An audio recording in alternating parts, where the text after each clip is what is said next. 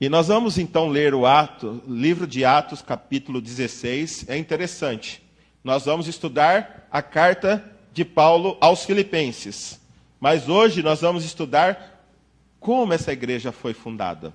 E Atos capítulo 16 mostra Paulo chegando ali, mostra as circunstâncias que levaram ele para lá, mostra a graça de Deus ali naquele local.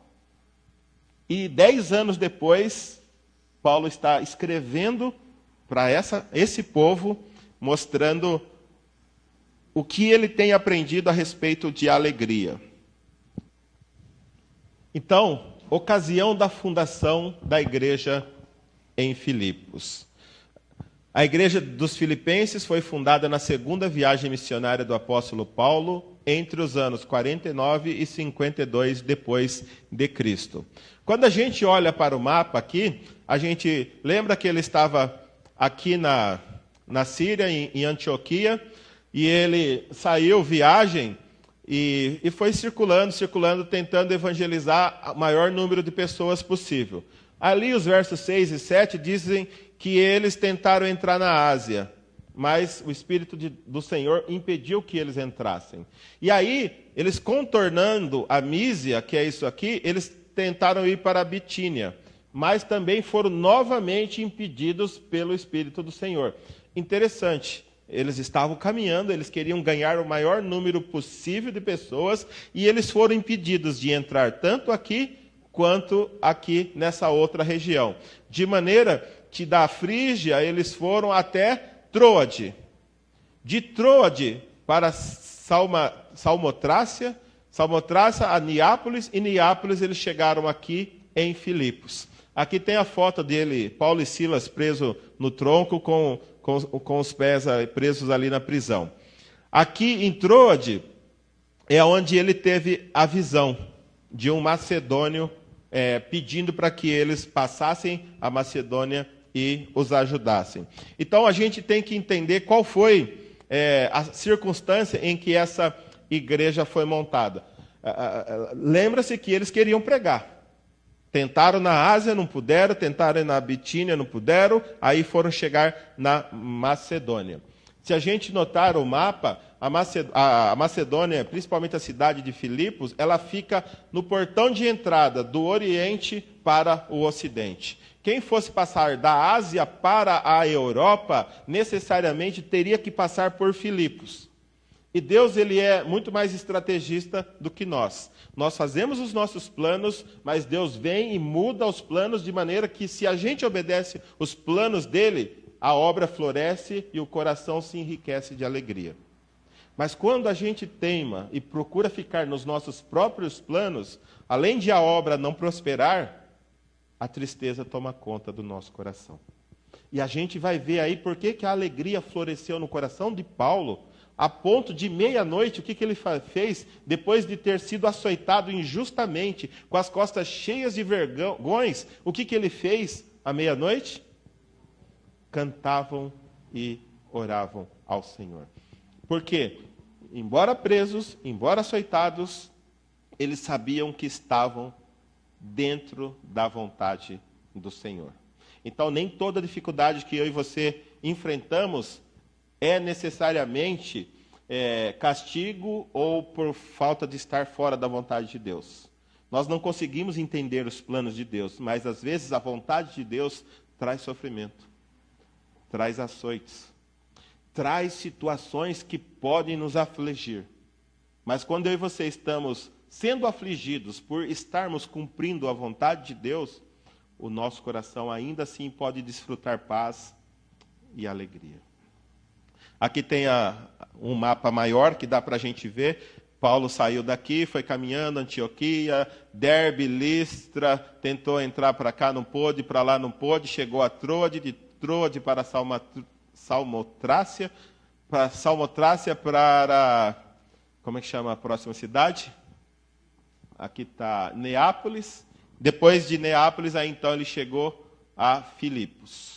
Então, quem vinha da Ásia para a Europa, passava por Filipos. Era uma região estratégica. E Deus quis que eles fossem lá. Portanto, eu e você devemos entender. A igreja de Filipos foi fruto da direção divina, não de estratégias humanas. Vocês conseguiram perceber aí no texto, do verso 6 até o verso 10? Eles disseram, Paulo, ele fala nós. Nós quem? Era Paulo, Silas e quem mais estava com eles? Quem fala nós, que está escrevendo?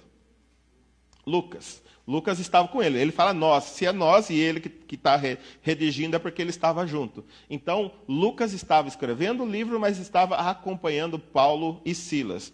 E eles entenderam, porque Deus não deixou ir para a Ásia, não deixou ir para a Bitínia. Eles entenderam, depois da visão que Paulo teve, que Deus estava chamando eles para ir para onde? Para a Macedônia. E eles partiram. Filipos foi a primeira igreja em território europeu. E se a gente notar que ali abriu a porta para alcançar toda a Europa, e Ásia Menor, Ásia Maior, hoje ainda tem reflexo dessa escolha que Deus fez. Enquanto a Europa, o evangelho floresceu ali, a Ásia durante muito tempo andou em profundas trevas. Talvez, soberania de Deus, talvez se Deus tivesse mandado e permitido que Paulo fosse para a Ásia e poderia ser diferente, não sabemos, mas sabemos que Deus tinha um propósito e fez com que Paulo fosse para Filipos. E graças a Deus que Paulo, sendo sensível à direção de Deus, acabou indo com seus companheiros para Filipos. E a igreja foi fruto da direção divina. E o segundo ponto ali que a gente tem que entender é esse. A igreja de Filipos, embora sendo fruto da direção divina, nem sempre conduziu os obreiros por caminhos fáceis, mas proporcionou-lhes um final vitorioso. Será que foi gostoso para Paulo ser açoitado? Com certeza não. Ser lançado no cárcere interior, ou seja, dentro da prisão ainda tinha um outro lugarzinho mais lá no fundão, onde acho que iam os piores. E ele foi jogado exatamente nesse lugar. Mas diz que por volta da meia-noite o coração dele ainda brotava o louvor. E a gente não consegue humanamente olhar o que acontece. É alguém que está em paz, porque sabe que mesmo lá na prisão, estava dentro da vontade de Deus. Deus queria ele ali dentro daquela prisão, porque quem foi salvo ali? O carcereiro e eu creio que os outros presos, porque vocês percebem que houve uma revolução moral na vida dos outros prisioneiros? Imagine hoje um terremoto numa penitenciária e todas as portas se abrirem, o guarda dormindo, o que vai acontecer com todos os presos que estão ali? Todos vão fugir. Mas imagine que ali houve uma revolução moral. Os presos não fugiram. Eles queriam ver o que Paulo tinha a dizer. Por que aquele cara canta estando preso injustamente? Eles queriam também ouvir o evangelho. E tanto os presos quanto o carcereiro também foi salvo, e toda a família do carcereiro foi salvo. Mas a gente tem que olhar de maneira que a gente entenda isso. A graça de Deus se mostra soberana. Primeiro, ela dirigiu Paulo por onde Deus queria. E também ali em Filipos, quando ele já estava em Filipos, notemos que o Senhor, quem foi em direção a essas pessoas, e não as pessoas em direção ao Senhor. Deus chegou lá, ele foi em direção, Paulo foi em direção a Lídia. E depois da escrava possessa. E depois do carcereiro. Imagina que, se Paulo fosse escolher, ele não ia escolher pregar para o carcereiro e para aqueles presos lá. Mas Deus, através das circunstâncias, foi levando Paulo e Silas e os seus companheiros, de maneira que eles estavam sempre onde Deus queria. E sempre quando estamos onde Deus quer, ou seja, grandes coisas Ele faz quando eu e você estamos dentro da vontade dEle. Outra coisa que a gente tem que entender, o Senhor quem agiu antes mesmo que as pessoas correspondessem ao apelo da mensagem do Evangelho. Paulo estava pregando e o que diz o versos, deixa eu ver, acho que 14, diz assim: o Senhor abriu o seu coração para atender a mensagem de Paulo. Deus abriu o coração de Lídia para que Lídia atendesse a mensagem que Paulo estava pregando. Então, Deus, Ele é o Senhor, Ele dirige, mas Deus também tem as pessoas preparadas que Ele quer salvar e Ele leva os seus missionários, os seus obreiros, até essas pessoas. E nós vamos ver também nesse texto que a graça supera cultura, raça, religião, classe social e alcança a todos a quem Deus separou para a salvação. Nós conseguimos ver tudo isso nesse pequeno texto. Vamos prestar atenção agora. A graça soberana alcança 3 raças diferentes. Embora eu e você possamos pensar, será que Deus tinha algo contra os asiáticos? Por que Deus impediu de Paulo ir pregar na Ásia? O texto continua mostrando que Deus ele não faz acepção de pessoas, ele não tem nada contra nenhuma raça. Tanto é que qual é a raça da primeira pessoa salva em Filipos? Lídia, ela era asiática. Tiatira era uma das 7 igrejas da Ásia Menor para quem João escreveu. Deus escreveu a revelação de Apocalipse. Então ela era asiática. Então Deus não tinha nada contra os asiáticos. Tanto é que ele salvou a primeira pessoa lá em Filipos, uma asiática. Então Deus não tem nada contra a raça, contra a cultura, contra ninguém. Ele salva gente. E lá em Apocalipse diz que lá diante do Senhor haverá gente de toda raça, tribo, língua e nação. E aqui Deus está cumprindo isso através do Evangelho. A escrava era grega e o carcereiro era romano. Então, nós podemos ver no mesmo texto que a graça de Deus alcançou raças diferentes. Nós também podemos ver a graça de Deus em Filipos. A graça soberana alcança 3 pessoas em 3 situações diferentes, mas estados espirituais semelhantes. Alguns vão discordar, vão torcer o queixo, mas é verdade. Vamos olhar para o texto. 3 estados espirituais diferentes, mas a situação deles... As situações diferentes, mas o estado espiritual era o mesmo. Lídia era salva? O que vocês acham? Mas onde ela estava? Orando. E o texto diz que ela era temente a Deus. Mas ela era salva? Não, porque o texto mostra que enquanto Paulo pregava, Deus abriu o coração para que ela atendesse a mensagem.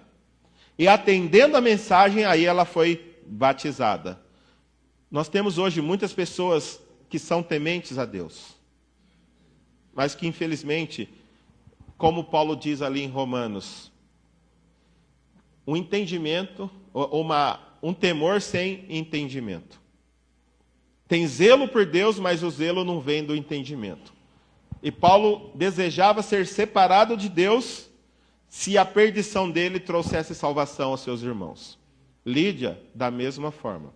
Então, às vezes, a gente fala, será que não tem uma outra porta? Não tem outra porta. Jesus é a salvação. O Evangelho é o caminho. E Lídia teve, mesmo temente a Deus, e ela estava onde? No lugar de oração.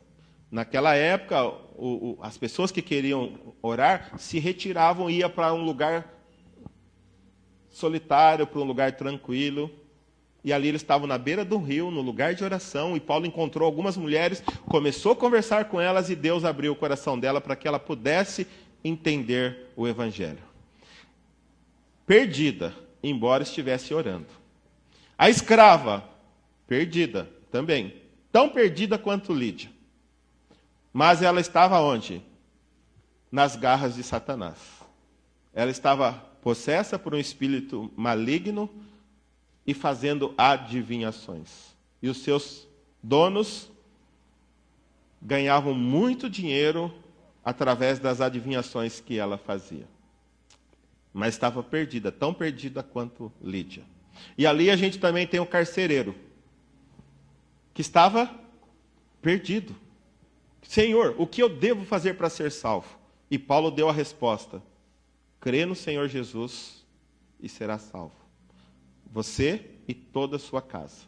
E aí o pessoal diz que se eu crer, a minha família vai ser salva. Não, eu tenho que crer, mas a minha família também tem que crer. Porque o próprio texto diz que Paulo pregou o evangelho para ele e para os da sua casa. Então todos creram e foram batizados. Eu posso crer, mas minha esposa, os meus filhos também têm que crer, para que possam ser salvos. A salvação é individual. O filho não é salvo porque o pai creu. E o irmão não é salvo porque o outro creu. 3 pessoas em estado espiritual diferentes, mas todos perdidos. E Deus alcançou um no culto de oração, como acontece, pessoas vêm aqui para a igreja, ouvem a mensagem, atendem o apelo e entregam a vida a Jesus. Outro, nós vamos fazer visitas, pessoas estão possessas, em nome de Jesus os demônios saem e a pessoa, Deus abre o coração dela para que ela entenda o evangelho e ela é salva. E outro ali, a gente vê à beira do suicídio. Pessoas que estão desesperadas, não sabem o que fazer da vida. Mas Jesus tem solução para elas. Jesus tem solução para o seu problema. Jesus pode resolver o seu problema. Ele quer a sua vida nas mãos dele para que ele cuide de você. E a gente vê também a graça de Deus alcançando 3 religiosidades diferentes. Uma mulher temente a Deus, uma escrava que mexia com ocultismo e um carcereiro que praticava a religião oficial do Estado. 3 religiosidades diferentes. Uma que talvez, aos nossos olhos, seja uma pessoa perfeita. Sabe aquela pessoa que a gente fala, só falta aceitar Jesus? Eu creio que você já falou isso. Nossa, aquela pessoa é tão... Então falta tudo. Tudo que ela tem não vale para nada, se só falta Jesus. E era o caso de Lídia. Só faltava o quê? Receber Jesus. Mas estava perdida. Se ela morresse antes de Paulo ter chegado ali, mesmo temente a Deus, mesmo frequentando reuniões de oração, estaria perdida. Às vezes a gente fala, fulano é muito bom, só falta Jesus. Então, na verdade, falta tudo. Porque assim, ela pode passar essa vida, aos nossos olhos, uma vida perfeita. Mas quando chegar ao final da vida dela, ela está perdida por toda a eternidade sem Jesus. Por isso, a necessidade de a gente pregar até mesmo para as pessoas boas. Até mesmo para as pessoas justas, honestas, tementes a Deus. Sabe por quê? As pessoas boas, elas acreditam que vão para o céu, sabe por quê? Porque elas são boas. E não porque Jesus morreu por elas, mas porque elas têm uma consciência de que são boas esposas, bons maridos, bons filhos, bons empregados. Não fazem coisas erradas. Aos nossos olhos, né? Então essas pessoas acreditam que estão salvas porque são boas. E o texto mostra que pessoas boas, tementes a Deus, que frequentam a reunião de oração, também precisam de um encontro pessoal com o Senhor Jesus Cristo. Ali a escrava do ocultismo. Talvez você fale, essa daí não tem mais jeito. Ela já era possuída dia e noite pelos demônios. E ela fazia adivinhação pelo espírito maligno que estava nela. Não tem uma condição espiritual tão profunda com a qual Deus não possa lidar. Independente de onde a pessoa esteja, a graça de Deus pode ir lá no fundo do poço e resgatá-la. E aqui, o carcereiro era um idólatra. Quem era o Deus dele? César era o imperador. Ele era o quê? Um funcionário público.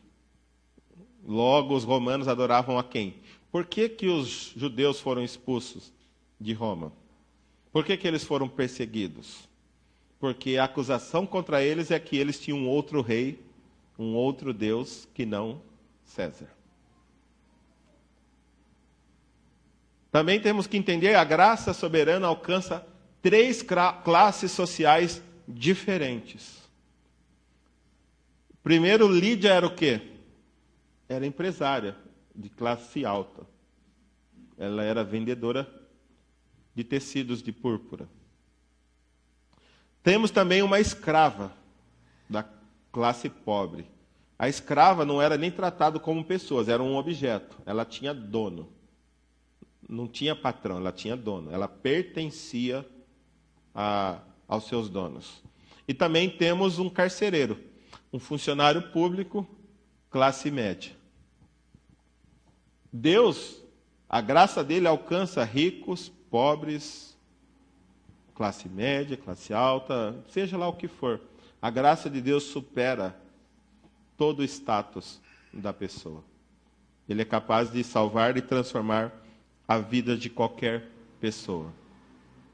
E a gente tem que entender que a graça soberana alcança 3 pessoas de 3 formas diferentes. Sabe, isso aqui é interessante.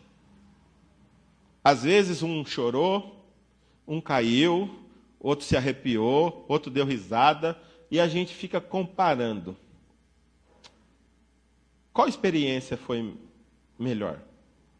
Aquele que foi na igreja e saiu chorando, em pranto, confessando seus pecados, que foi um assassino que matou 300 pessoas? Ou de Lídia, que estava ali num culto de oração temente a Deus e foi salva? Qual foi mais importante? As duas. O mais importante é ser salvo, porque os dois vão para o mesmo lugar, independente da maldade que fez antes, os dois vão para o mesmo lugar. E a gente tem que entender que Deus salva pessoas de maneiras diferentes.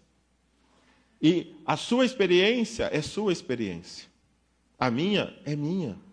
Eu não devo impor a você a minha experiência. Ah, eu chorei, eu caí, eu falei língua e você não fez, então eu sou mais crente que você. Isso não existe.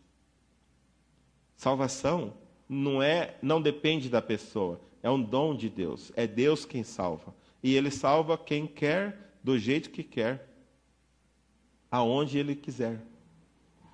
E aqui a gente vê que Lídia foi salva num culto de oração. Talvez numa reunião como essa nossa, alguém esteja aqui hoje à noite e queira entregar a vida a Jesus.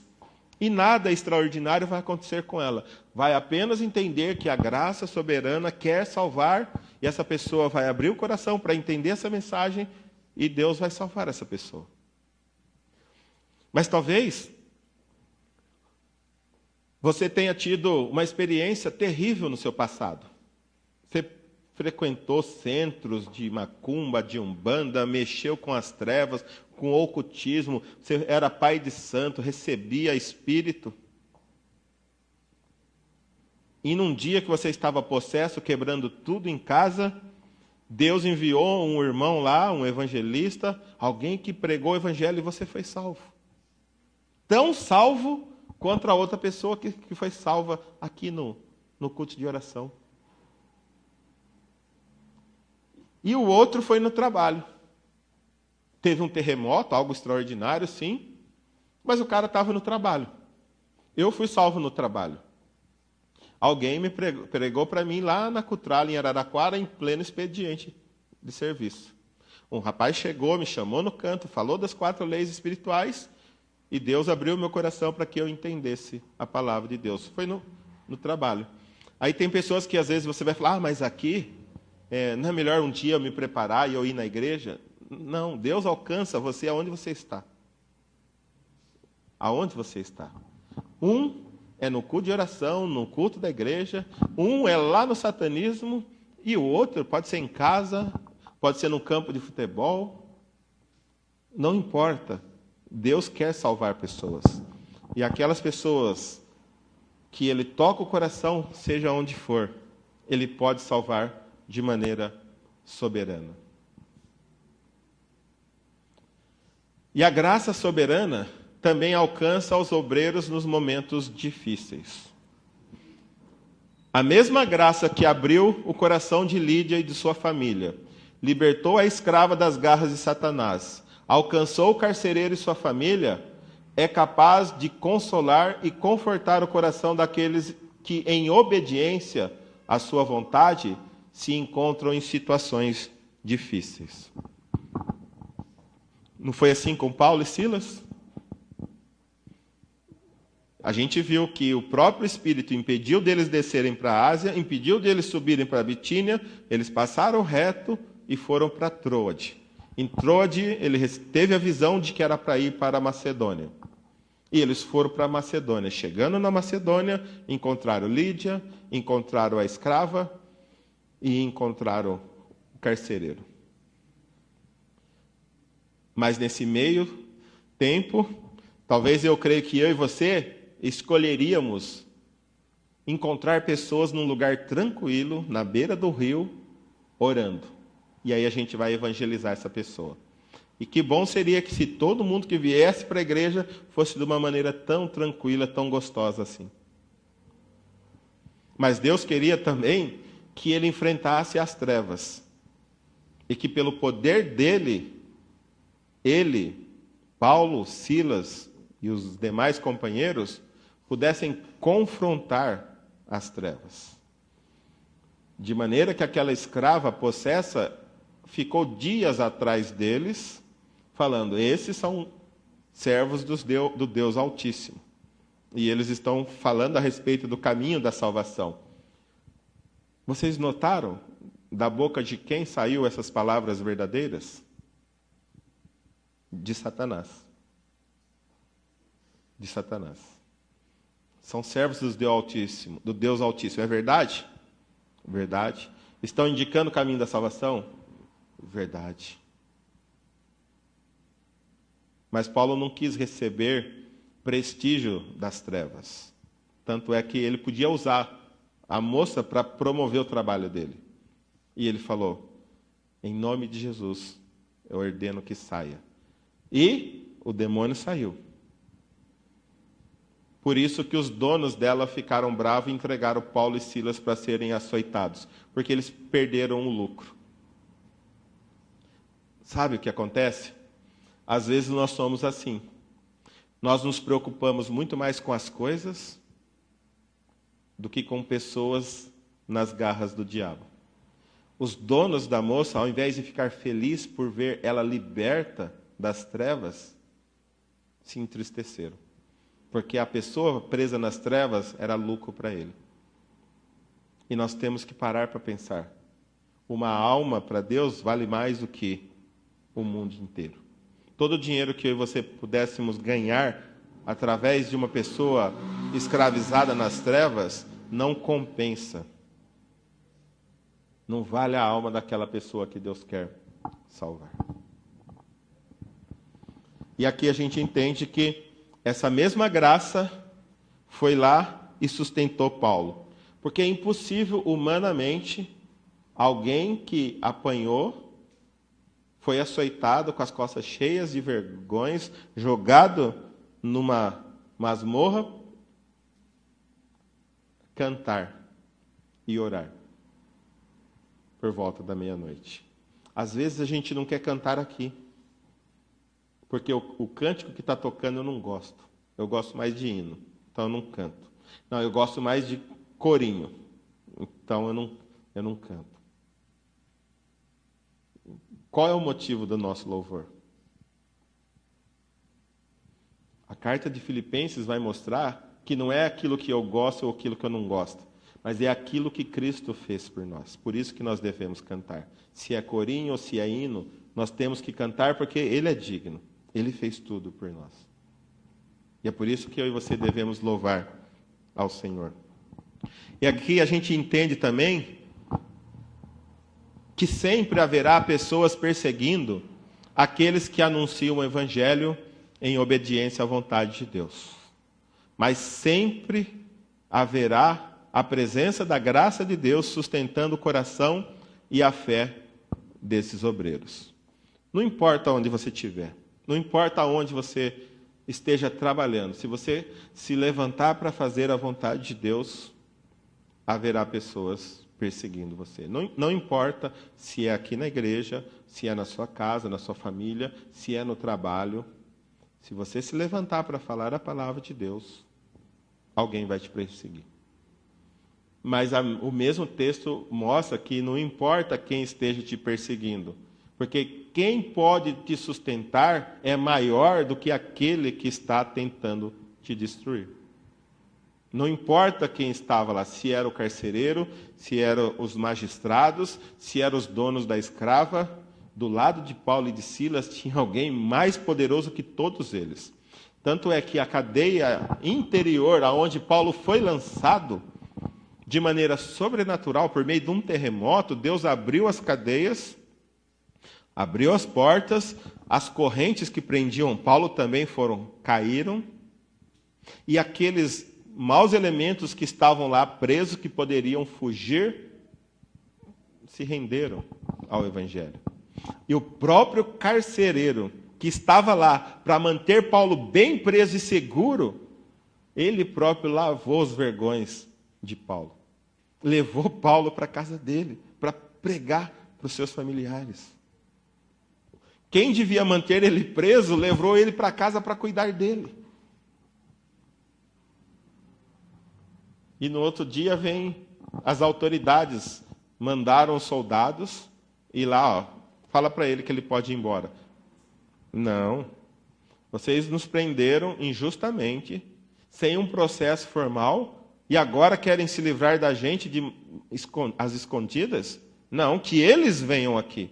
Imagina a ousadia de Paulo. Se fosse a hora que falasse, pode ir embora, eu falaria, opa, eu ia embora o mais rápido possível. Ele ainda desafia, fala, não. Eles fizeram coisa errada, agora eles vêm aqui consertar. Eles prenderam a gente sem processo. Somos cidadãos romanos que merecemos dignidade. As autoridades foram lá pedir desculpa para ele. Pediram desculpa para ele. Então a gente entende que quem está por trás de Paulo é maior do que quem estava tentando impedi-lo de pregar. E essa é uma lição para que eu e você tenhamos. O que tem lutado contra a obra que Deus pediu para você fazer?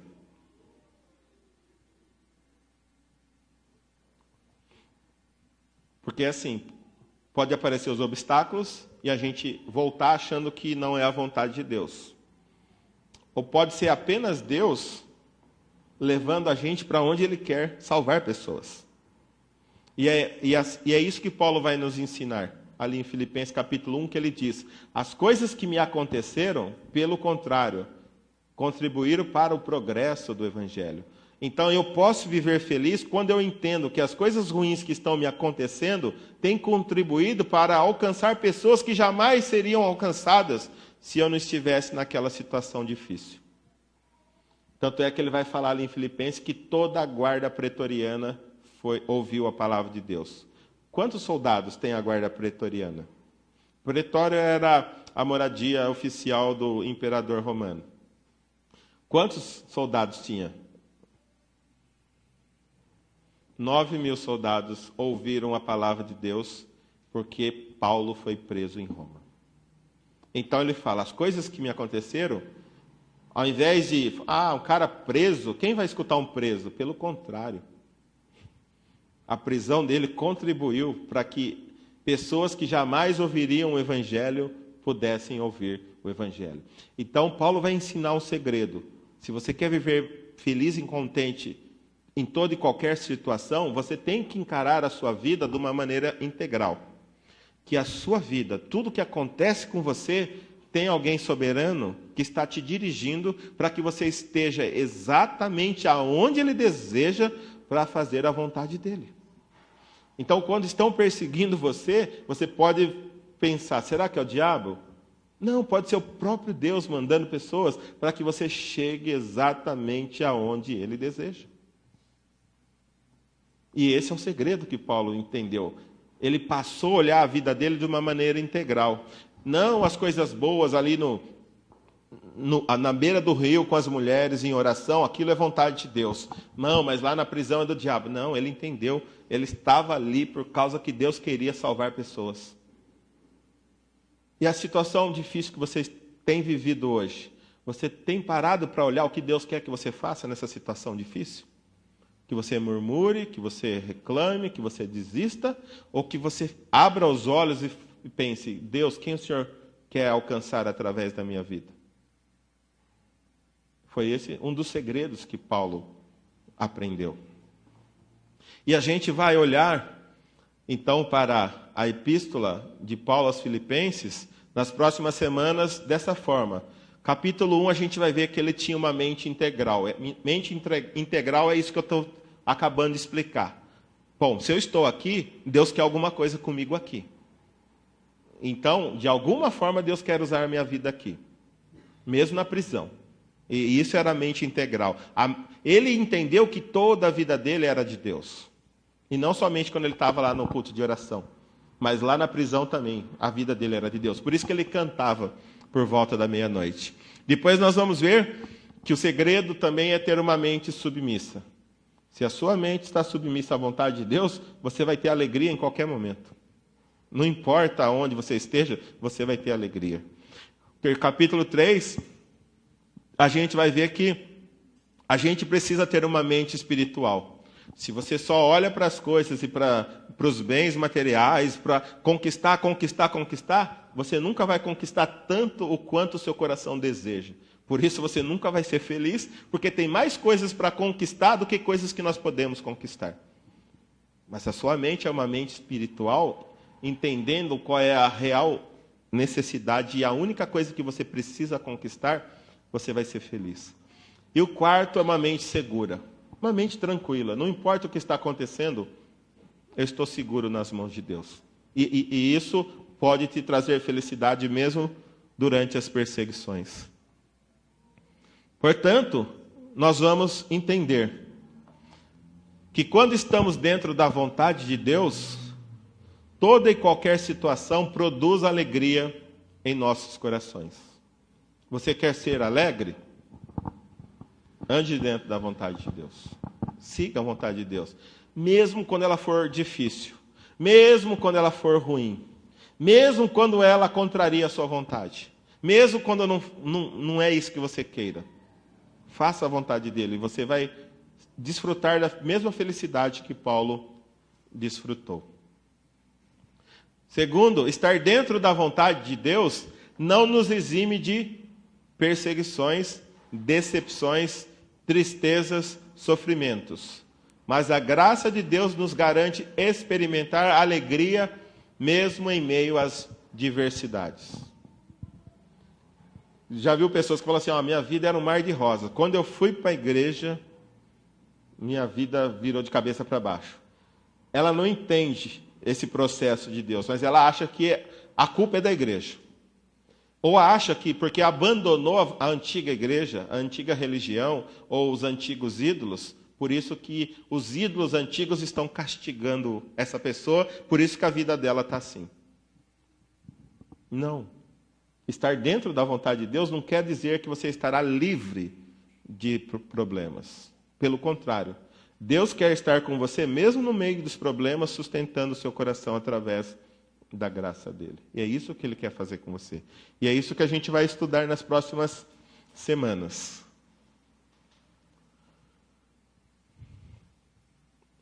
Os planos de uma igreja alegres são dirigidos pelos céus, não pelos desejos daqueles que os executam. A gente viu claramente isso na direção da fundação de igreja em Filipos. Paulo e os seus amigos tinham um plano. Vamos para a Ásia. Deus falou. Vamos para Bitínia. Para onde? Deus deu uma visão e falou, para lá. Eles foram. E indo lá, ele implantou uma igreja, da qual ele escreve uma carta falando de alegria. Gratidão e alegria. Mas isso porque ele entendeu que quem é o chefe é Deus, não ele. Ele só executava. E às vezes a nossa tristeza vem porque os nossos planos são frustrados. Faça isso. Ah, Deus, mas eu quero ir para lá. Não, vai para lá. Não, eu quero ir para lá. E às vezes a gente não faz o que Deus quer, por isso que a tristeza não brota em nosso coração. Ou melhor, a alegria não brota em nosso coração. Quer ser feliz? Deixe os seus planos de stand-by e faça os planos de Deus. E você vai perceber que os planos de Deus são muito melhores do que os seus planos. E a gente vai ver também que o Evangelho é capaz de mudar a realidade de vida de qualquer pessoa, de qualquer posição social, de qualquer cultura, de qualquer religião, em qualquer lugar, em qualquer circunstância, produzindo salvação e alegria no Senhor. Não importa qual seja o estado que você se encontra hoje. O mesmo Deus que alcançou Lídia, alcançou a escrava e alcançou o carcereiro, pode alcançar você também. A mesma alegria e paz que Paulo sentiu mesmo lá na prisão, você também pode desfrutar hoje, pela graça de Deus.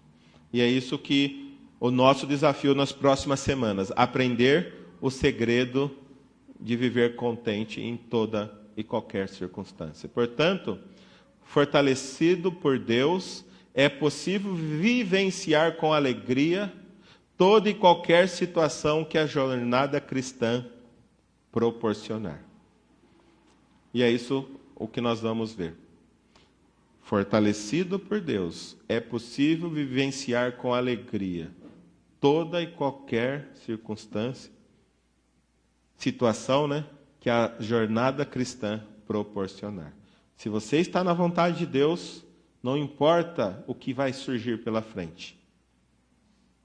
Deus vai capacitar você a suportar e a viver com alegria, mesmo passando pelo deserto. Amém?